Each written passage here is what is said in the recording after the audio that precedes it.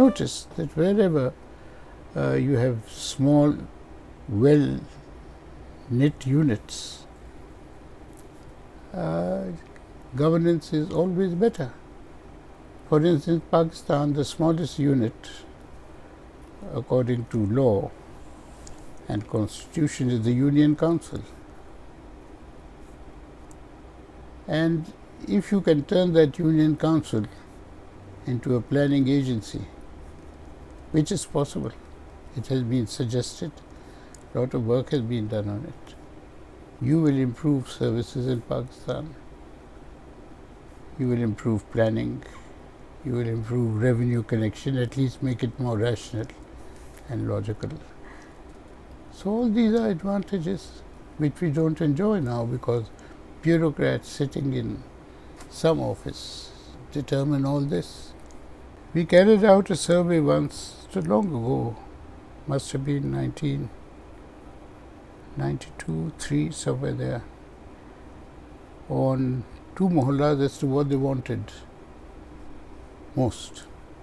What they wanted was ease in documentation. शनाख्ती card चाहिए, B form चाहिए, माँ के मरने का सर्टिफिकेट चाहिए, बाप के लिए कब्र का इंतज़ाम नहीं हो रहा, वो चाहिए, बच्चे को स्कूल में दाखिल करना है, वो मसला आ जाता है. Long list. कहाँ से लाएंगे? दफ्तरों में खड़े होंगे, लाइन में, रिश्वत देंगे तो मिलेगा, वक्त लगेगा. उनकी ख्वाहिश ये थी कि ये सब कुछ यूनियन काउंसिल पे आ जाए. The bureaucrat, especially the DC, was God. And he was in charge of the district. He controlled everything. Now, in the urban areas, naturally, it doesn't work that way. He settled issues of property law, personal law in an informal manner. He punished people if they disobeyed the law in any way that he liked. He was responsible for imposing Section 144 when asked to do so. The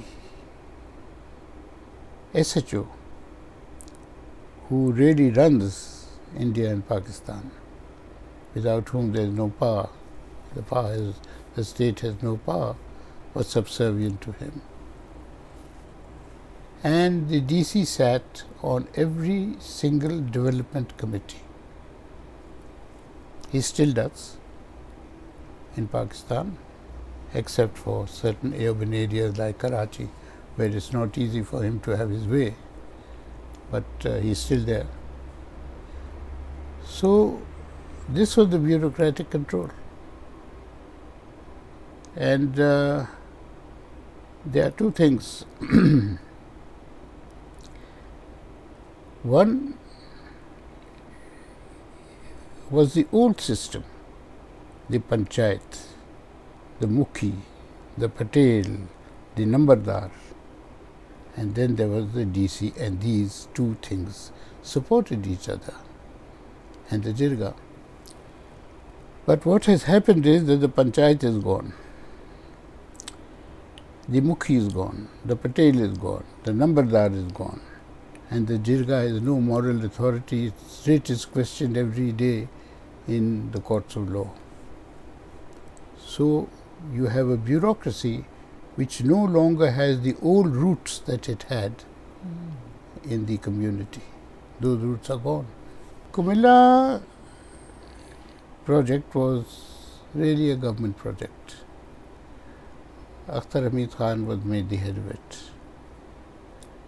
And over there, he understood one thing, that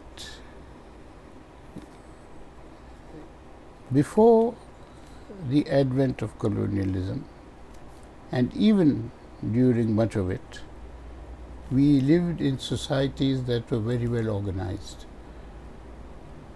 Organized in terms of whose responsibility it is to do what.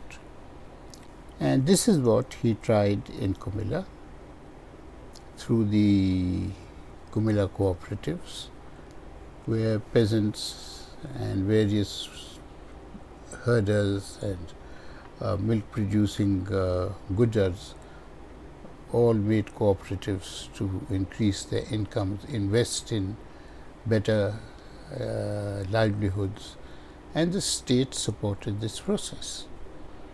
And this model was then replicated in a big way in Indonesia, and it was replicated in Africa. It is replicated today through various NGO programs in India and Pakistan, but it never became government policy, except for certain pockets, such as the Hyderabad project, which I think it was the UNICEF project. And then other changes also took place. Capitalism did change its form and shape and become global and even more exploitative. So the Comilla model still holds good, but, and there is a big but, how does it deal with a situation where government slowly is handing over its responsibilities to the private sector?